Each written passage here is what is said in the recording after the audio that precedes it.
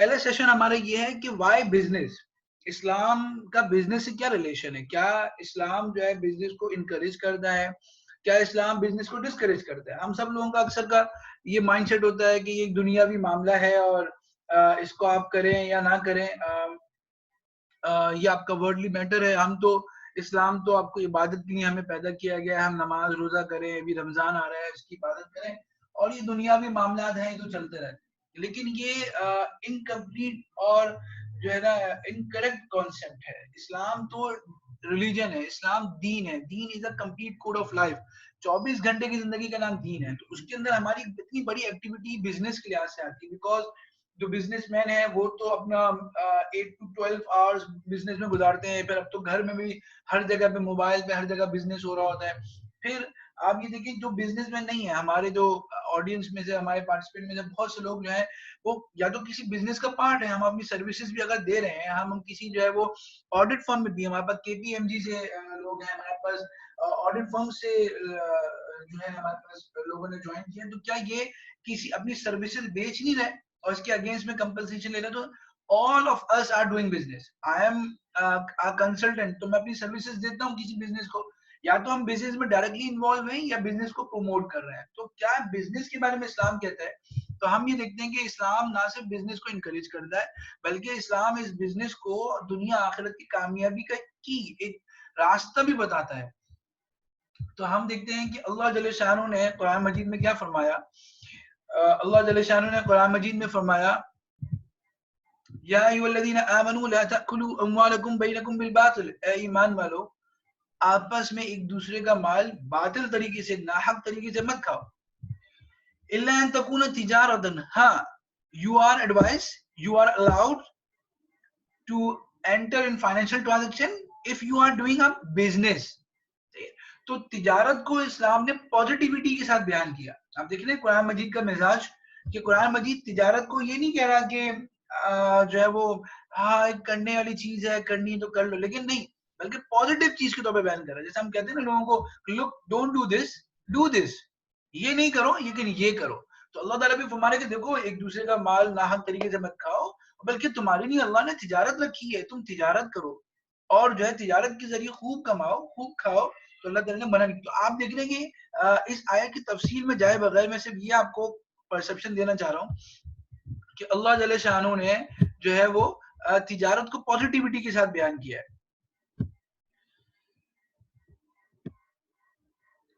اچھا، اس کے ساتھ ہم دیکھتے ہیں کہ اگلی آیت میں ہم دیکھتے ہیں کہ اللہ جل شانہ نے قرآن مجید میں کیا فرمایا. وَأَحَلَّ اللَّهُ الْبَيْعَ وَحَرَّمَ الرِّبَا، کہ اللہ جل شانہ نے سورہ بقرہ آیت 275 اللہ تعالیٰ نے تجارت کو حلال، تجارت کو، بے کو یعنی ٹریڈ کو حلال کیا ہے، وحرم الربا، سود کو حرام کیا. یہاں پر بھی آپ دیکھیں کہ اللہ تعالیٰ نے سود کے مقابلے میں تجارت کو پازیٹیوٹی کے ساتھ بیان کیا. دیکھو سود کتنی بری چیز ہے، تو تم اس سے بچ جاؤ. میں نے تمہارے لیے تجارت رکھی ہے، اس میں تمہارے لیے برکتیں رکھی ہیں، اس میں تمہاری لیے روزی رکھی ہے، تو اس کو تم اختیار کرو. جیسے ہم اسلام اڈلٹری کو منع کرتا ہے، زنا کو منع کرتا ہے، لیکن اس کے مقابلے میں نکاح، تو نکاح کو اللہ کے نبی نے اپنی سنت قرار دیا، نکاح کو اللہ تعالیٰ نے عبادت قرار دیا اور نکاح کرنے پر فضائل رکھے. اسی طرح ربا اور تمام ناجائز ٹرانزیکشنز کو جب اسلام نے منع کیا تو اس کے بالمقابل تجارت کو پیش کیا اور تجارت کو ایک عبادت، ایک ثواب، ایک نیکی کے طور پہ پیش کیا. آپ قرآن مجید میں مثالیں دیکھ رہے ہیں. ہم احادیث کی طرف آتے ہیں کہ حضور صلی اللہ علیہ وسلم نے کتنی زیادہ ٹائڈنگز، کتنی زیادہ خوشخبریاں سنائی تاجروں کے لیے. آپ صلی اللہ علیہ وسلم کا فرمان آپ کے سامنے، جامع ترمذی کی روایت، التاجر صدوق الامین، صدیق الامین، کہ وہ تاجر جو سچا ہو اور امانت دار ہو، مع النبیین و صدیقین و شہداء، قیامت کے دن وہ کہاں ہوگا؟ انبیاء اکرام کے ساتھ جنت میں ہوگا، سچ بولنے والے صدیقین کے ساتھ ہوگا، وہ شہداء، اور وہ لوگ جو اپنی اللہ کے راستے میں جان لٹا دیتے ان کے ساتھ ہوگا. کتنا بڑا مرتبہ ہے.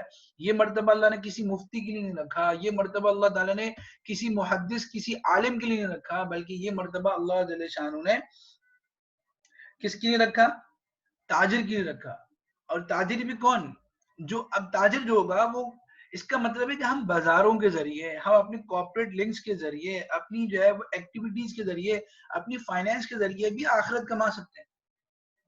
ہمارا تصور کیا ہے کہ بس دنیا کماؤ، اس کے ساتھ تھوڑی بہت صدقہ دے دو، اسی سے بچت ہو جائے گی. نہیں، ہم جو کما رہے ہیں، ہم جو دیکھیں نا، ایک آدمی جو ہے وہ عبادت کرے گا نماز میں کتنا ٹائم مسجد میں گزارے گا، 1 گھنٹہ 1.5 گھنٹہ، لیکن وہ 12 گھنٹے کر رہا ہے. اگر اس کی نیت ٹھیک ہے اور طریقہ ٹھیک ہے کہ یہ تجارت بھی، اب ہمارے بعض لوگ ہیں وہ انٹرنیشنل ٹریڈ کرتے ہیں، بعض دوست تو وہ رات بھر جو ہے وہ کالز پہ لگے ہوتے ہیں، واٹس ایپ پہ لگے ہوتے ہیں، باٹم پہ لگے ہوتے ہیں کہ ان کے انٹرنیشنل کلائنٹس ہوتے ہیں، ای میلز پہ لگے ہوتے ہیں.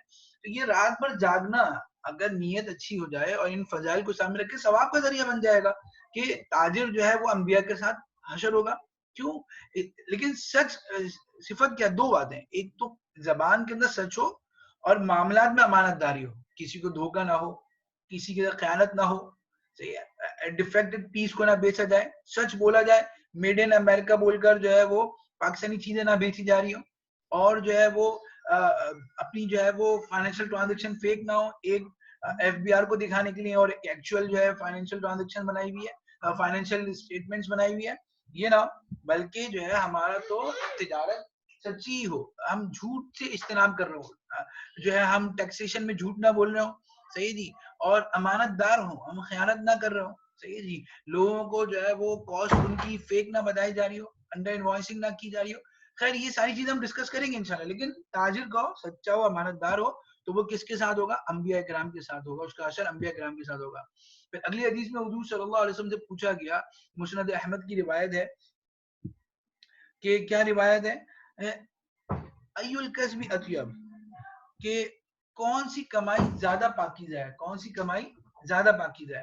تو اللہ کے رسول صلی اللہ علیہ وسلم نے یہ نہیں فرمایا کہ جہاد میں جو مال ملتا ہے یا جو مولوی صاحب کو لوگ چندہ لے کے آتے ہیں وہ زیادہ افضل ہے، یا جو ہے وہ جو، بلکہ آپ صلی اللہ علیہ وسلم جو عمل الرجل بیدہ، کہ آدمی جو کام اپنے ہاتھ سے کمائے، وکل بیع مبرور، اور ہر نیک تجارت، یعنی جس تجارت کے اندر گناہ نہ ہو، جس تجارت کے اندر دھوکہ نہ ہو، جس تجارت کے اندر نمازوں کو نہ چھوڑا جا رہا ہو، جس تجارت کے اندر اللہ کو ناراض نہ کیا جا رہا ہو، وہ دنیا کا سب سے پاکیزہ کمائی ہے، سب سے پاکیزہ کمائی ہے.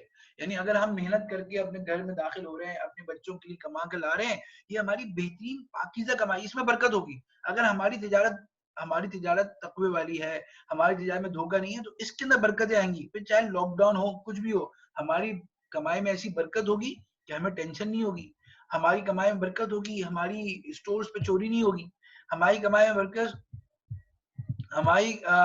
برکت ہوگی، اور ہماری کمائی میں ایسی برکت ہوگی کہ ہمارا جو ہے اسٹاف ہی جو ہے ہمیں لوٹے گا نہیں، ہمیں پر جو ہے ٹیکس کے آڈٹ نہیں آئیں گے، ہمارے اوپر جو ہے وہ نوٹسز نہیں آئیں گے، ہم جو ہے وہ عافیت کے ساتھ برکت والی زندگی گزاریں گے اگر ہماری تجارت پاکیزہ ہوگی. تو اللہ کے رسول نے کیا فرمایا؟ سب سے زیادہ پاکیزہ کمائی جو ہے تاجر کی ہے، کیونکہ اس کی محنت زیادہ ہے، اس کے رزق زیادہ ہے. پھر اگلی حدیث میں ہم دیکھتے ہیں کہ آپ صلی اللہ حضرت عمر فاروق رضی اللہ عنہ کا آپ آئی ونڈر کہ اتنا اسٹونشنگ اور اتنا حیرت انگیز قول ہے حضرت عمر رضی اللہ عنہ کا. حضرت عمر رضی اللہ عنہ اپنے زمانہ خلافت میں آپ کو جانتے ہیں 22 لاکھ مربع میل، 3 بر اعظم پر حکومت. تو آپ رضی اللہ عنہ کے دور میں مال غنیمت کی فروانی، تو سارے صحابہ جو تھے ایک طرح سے ویل آف ہو گئے تھے، مال و دولت زیادہ آ گیا تھا، اب وہ دین کی طرف متوجہ ہوئے، اور پہلے بھی دین کی طرف متوجہ تھے لیکن ان کو کمانا بھی، محنت بھی کرنی پڑتی تھی. اب انہوں نے کہا کہ اتنی ساری مال و دولت ہمارے پاس آ گیا ہے، تو اب ہم جو ہے وہ اتنا کمائی سے اللہ نے بے نیاز کر دیا، تو ہم زیادہ وقت دین کی محنت میں، کمانے میں، مسجدوں میں گزاریں گے. تو حضرت عمر رضی اللہ عنہ جو ہے وہ ایک دفعہ بازار کا راؤنڈ لگا رہے تھے. حضرت عمر رضی اللہ عنہ بازار کا بڑا راؤنڈ لگایا کرتے تھے اور چیک کیا کرتے تھے، آڈٹ کیا کرتے تھے. ایک دفعہ حضرت عمر رضی اللہ عنہ نے دیکھا کہ ایک آدمی نے دکان کھولی، تو حضرت عمر نے پوچھا، جامع ترمذی کی روایت ہے کہ پوچھا کیا آپ نے جو ہے تجارت کے مسائل سیکھے دین کے؟ تو انہوں نے کہا کہ نہیں میں نے تو نہیں سیکھے. تو آپ نے فرمایا جاؤ پہلے دکان بند کرو، 6 مہینے تک جا کر مسائل سیکھو، پھر آ کے تجارت کرو. تو اسی راؤنڈ کے درمیان حضرت عمر رضی اللہ عنہ نے دیکھا کہ ہمارے بازاروں میں آؤٹ سائڈر بہت ہیں، نئے نئے لوگ ہیں، نئے نئے مسلمان لوگ وہ ہیں، لیکن سینئر صحابہ نظر نہیں آ رہے ہیں. تو انہوں نے مسجد میں صحابہ کرام کو جمع کیا اور پھر یہ والی بات فرمائی، I advise you to participate in trade، میں علیکم بالتجارہ، تجارت کو لازمی پکڑو، so that these red ones do not become an obstacle for you in your worldly affairs. کیا زبردست بات فرمائی، کہیں ایسا نہ ہو کہ یہ جو نئے نئے نان عرب لوگ ہیں، جو عرب نئے نئے مسلمان ہوئے ہوئے اور یا بعض اوقات غیر مسلم ہیں، ایران فتح ہو گیا، روم فتح ہو گیا، وہاں کے لوگ تجارت کرنے آ رہے ہیں، کہیں ایسا نہ ہو کہ تمہاری دنیا پہ یہ غالب آ جائے. آج آپ دیکھیں سارے M N Cs, international multi national کمپنیاں ہم پر غالب ہیں، ہمیں اپنا غلام بنائے ہوئے. کوئی مسلمانوں کی بڑی اسلامک ایم این سی نظر نہیں آتی، ملٹی نیشنل کمپنی میں نظر نہیں آتی. کیوں نظر نہیں آتی؟ کہ ہم نے تجارت کو ایک دین کا مقصد نہیں سمجھا اور تجارت میں اللہ کے احکامات کو زندہ نہیں کیا. تو میں تو جہاں بھی جاتا ہوں ان سے یہ نیت کرواتا ہوں کہ آپ صرف یہ نیت نہیں کریں کہ ہم تھوڑی سی تجارت کریں گے ہمارا گزر بسر ہو جائے گا، بلکہ آپ یہ نیت کریں کہ آپ جو ہے وہ بڑی بڑی کمپنیاں ان کے پیرالل پہ آئیں گے، اس لیول پہ آئیں گے. ایسی آپ اسلامک ایم این سی بنائیں گے کہ ساری نان مسلم کنٹریاں اور سارے ویسٹ بھی آپ کا محتاج ہو اور آپ سے جو ہے پروڈکٹ پرچیز کرے. آپ کی کوالٹی، آپ کی پیکیجنگ، آپ کی جو ہے وہ اسٹینڈرڈائزیشن ایسی ہو کہ لوگ آپ سے متاثر ہو جائیں.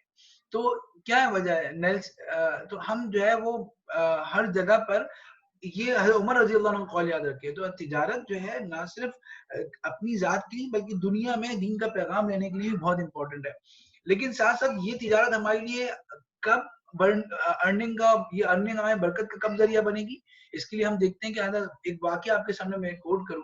حضرت بلال رضی اللہ عنہ ایک دفعہ آپ صلی اللہ علیہ وسلم کی خدمت میں کچھ کھجورے لے کے آئے، تو آپ ہدیہ پیش کیا. اب دیکھیں حضرت بلال رضی اللہ عنہ کتنے نیک صحابی، سارے صحابہ نیک، لیکن وہ کتنے بزرگ اور بڑے صحابہ میں، اور وہ کیا لے کے آ رہے ہیں؟ کھجور لے کے آ رہے ہیں. کھجور کون سی چیز؟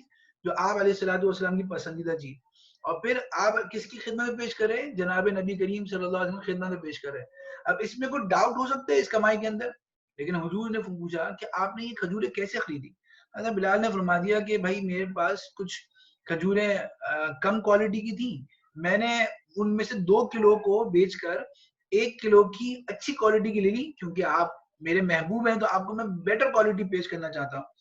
تو حضور صلی اللہ علیہ وسلم نے کیا فرمایا؟ Allah Allah be aware, this is definitely riba, یہ تو سود کم نے کر دیا. اب آپ سوچیں کہ اتنا نیک آدمی بھی سود کر سکتا ہے؟ ہم تو یہ سوچ کے بیٹھے ہیں بس بینکنگ میں ہی سود ہوتا ہے. ہم تو دیندار لوگ ہیں، علماء کرام سے تعلق ہے، اتنا ہم چیریٹی کرتے ہیں، ہمارے کام میں کہاں سود آ سکتا ہے؟ ہم تو بس گارمنٹس کا کام کرتے ہیں، ہم تو جو ہے بس الیکٹرانکس آئٹم کا کام کرتے ہیں، ہمارا کام تو بالکل کلیئر ہے. نہیں، حضرت بلال جو کھجور لے کے آ رہے ہیں اس کے اندر سود ہو سکتا ہے.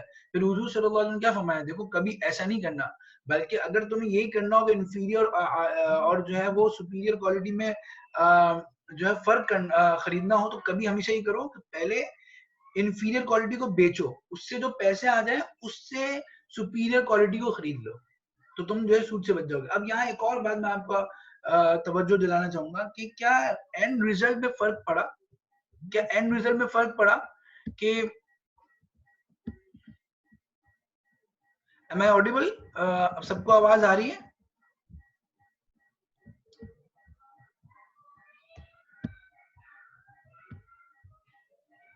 جی الحمدللہ. تو اب ہم اس پر توجہ فرمائیں. ہمارا لاسٹ پوائنٹ ہے کہ کیا اینڈ ریزلٹ میں فرق پڑا؟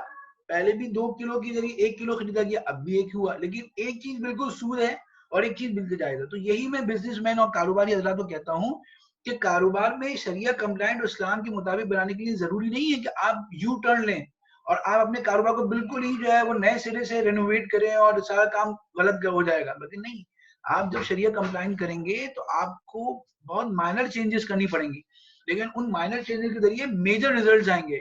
پہلا کام بالکل ناجائز ہوگا اور پھر کام بالکل جائز ہو جائے گا، برکتوں کا ذریعہ ہوگا.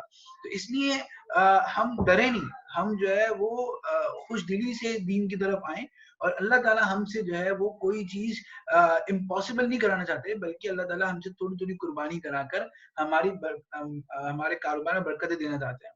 تو اس کے ساتھ ہی میں اپنی بات کو یہاں پہلے سیشن کو اینڈ کرتے ہیں، اور اس کے بعد سائملٹینیسلی ہم فوراً ہی دوسرا سیشن کی تھوڑی سی بات کر سٹارٹ کرتے ہیں کہ ہم یہاں